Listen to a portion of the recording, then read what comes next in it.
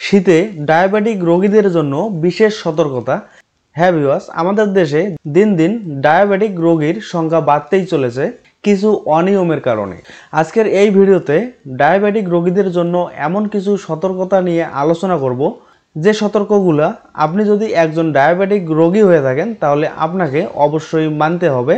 আর যদি আপনি আমাদের এই সতর্কগুলোকে এড়িয়ে চলেন তাহলে এটি আপনার জীবনের সবথেকে বড় ভুল হতে পারে।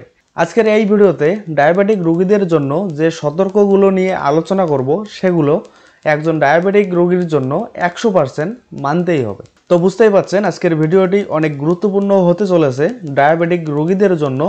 তো সম্পূর্ণ বিষয়টি জানতে হলে এবং ডায়াবেটিক রোগীদের জন্য সতর্কতা সম্বন্ধে জানতে হলে ভিডিওটি শেষ পর্যন্ত দেখুন। দর্শক, আমাদের চ্যানেলে যেহেতু হেলথ রিলেটেড ভিডিও আপলোড করা হয়ে থাকে, তো আপনি যদি হেলথ রিলেটেড ভিডিও পেতে ভালোবাসেন বা পছন্দ করে থাকেন তাহলে আমাদের চ্যানেলটি সাবস্ক্রাইব করে আমাদের পাশে থাকবেন পরবর্তী ভিডিওর নোটিফিকেশন পাওয়ার জন্য। তো চলুন আর কথা না বাড়িয়ে ভিডিও শুরু করা যাক। ডায়াবেটিস 12 মাসি রোগ কিংবা বলা যায় সারা জীবনের রোগ, কিন্তু ঋতুভিত্তিক রক্তের গ্লুকোজের তারতম্য লক্ষণীয়। শীত মৌসুমে রক্তের গ্লুকোজ নিয়ন্ত্রণ করা সুবিধাজনক হলেও বাংলাদেশে ডায়াবেটিক রোগীদের এ সময়ে ডায়াবেটিস নিয়ন্ত্রিত থাকার ঝুঁকি বাড়ে। এর প্রধান কারণ প্রচুর পরিমাণের শর্করা সমৃদ্ধ খাবার গ্রহণ, নানা রকমের দেশীয় পিঠা ও ঠান্ডা বা অন্যান্য কারণে কায়িক পরিশ্রম সীমিতকরণ। তাছাড়া এ মৌসুমে দেশে নানা উৎসব অনুষ্ঠানের সংখ্যাও বেড়ে যায়। তাই শীতে ডায়াবেটিক রোগীদের করণীয় সম্পর্কে জানা দরকার। খাদ্য গ্রহণে সুস্বাস্থ্যের ভাবনা। দেশে শীতে শাকসবজি প্রচুর পরিমাণে পাওয়া যায়, যেমন পালং শাক, লাল শাক, লাউ শাক, মূলা শাক, ফুলকপি, বাঁধাকপি, সিম, বেগুন, কুমড়া, লাউ, মূলা, শালগম ও গাজরের মতো বিভিন্ন ধরনের মৌসুমি সবজি পাওয়া যায়। সুষম পুষ্টির জন্য এগুলো আপনার খাবারে বেশি করে অন্তর্ভুক্ত করুন। শীতের উৎসবে মিষ্টি খাওয়া সীমিত করুন। কম গ্লাইসেমিক সূচক সহ স্বাস্থ্যকর খাবারের বিকল্পগুলো বেছে নিন। নিয়মিত সুগার মনিটরিং করুন। ঘন ঘন রক্তের শর্করা নিয়ন্ত্রণ করুন, কারণ ঠান্ডা তাপমাত্রা গ্লুকোজের মাত্রাকে প্রভাবিত করতে পারে। একটি ভালো মানের গ্লুকোমিটার ব্যবহার করুন এবং এটি শুষ্ক ও উষ্ণ জায়গায় সংরক্ষণ করুন। উষ্ণ ও সক্রিয় থাকুন।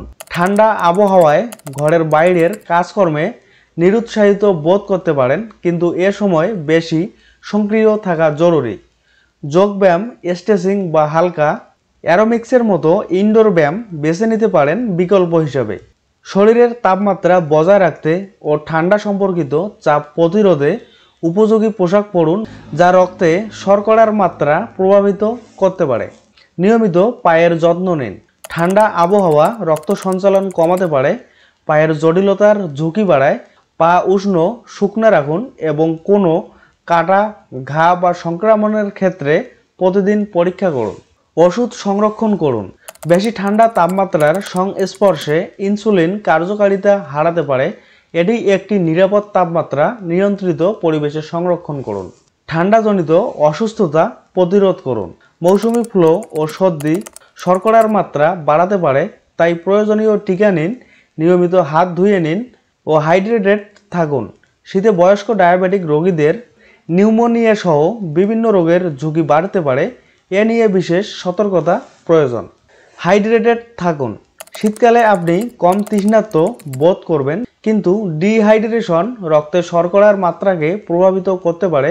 চিনি ছাড়া পর্যাপ্ত তরল ও ভেষজ চায়ের মতো উষ্ণ তরল পান করুন। বিশেষজ্ঞদের সঙ্গে পরামর্শ করুন। শীতে আপনার ওষুধ বা খাদ্যের পরিকল্পনায় সামঞ্জস্যের প্রয়োজন হতে পারে। সঠিক পরামর্শের জন্য নিয়মিত আপনার স্বাস্থ্যসেবা প্রদানকারীর সঙ্গে পরামর্শ করুন। তো দর্শক, এই ছিল আমাদের কাছে ডায়াবেটিক রোগীদের জন্য বিশেষ সতর্কতা। আশা করছি আপনারা বিষয়টি বুঝতে পেরেছেন। তো সব মিলে ভিডিওটি ভালো লাগলে অবশ্যই একটা লাইক দিবেন। পরবর্তী ভিডিওর নোটিফিকেশন পেতে চাইলে আমাদের চ্যানেলটি সাবস্ক্রাইব করে আমাদের পাশে থাকবেন। ধন্যবাদ।